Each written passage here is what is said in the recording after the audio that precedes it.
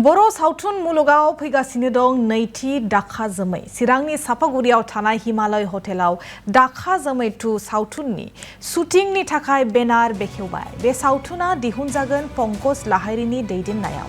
लोगोसेनो बिथां पंकज लाहारीयानो दिथा होगोन आरो फावखुंगुर सोरां मुसाहारियाबो मदद होगोन सावथुन जाफुंसार होनायाव। बे सल'आ जागोन फावखुंगुर फैला बरगयारीनि सुजुनायाव।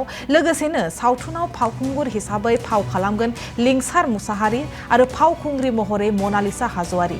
नैथि दाखा जोमै सावथुननि बेनारखौ बेखेवना होयो गागि फावखुंगुर खांखिला बसुमतारी, फैला बरगयारी आरो फुजि बसुमतारी मोनहा।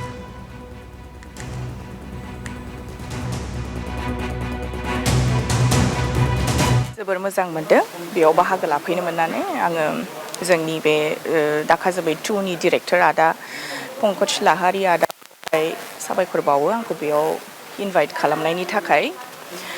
बिथाङाथ' जोबोद मोजां सासे टेलेन्टेड डिरेक्टरखा। आं बेखौनो बुंनो सानो जेरैहाय दाखा जोमै 1 आ जेरै जोंनि पाब्लिकफोरनि गोसोखौ बोनो हादोंमोन, थिग बेबायदिनो नैबे दाखा जोमै 2 आबो आरोबाव गोहोम खोख्लैसिननो हायो जोंनि पाब्लिकफोरनि गोसोखौ। आं बेखौनो विश खालामनानै आसा खालामनानै अल द बेस्ट होनो। बेनोसै। Thank you. बेथ' पार्ट 2 जाहैबाय।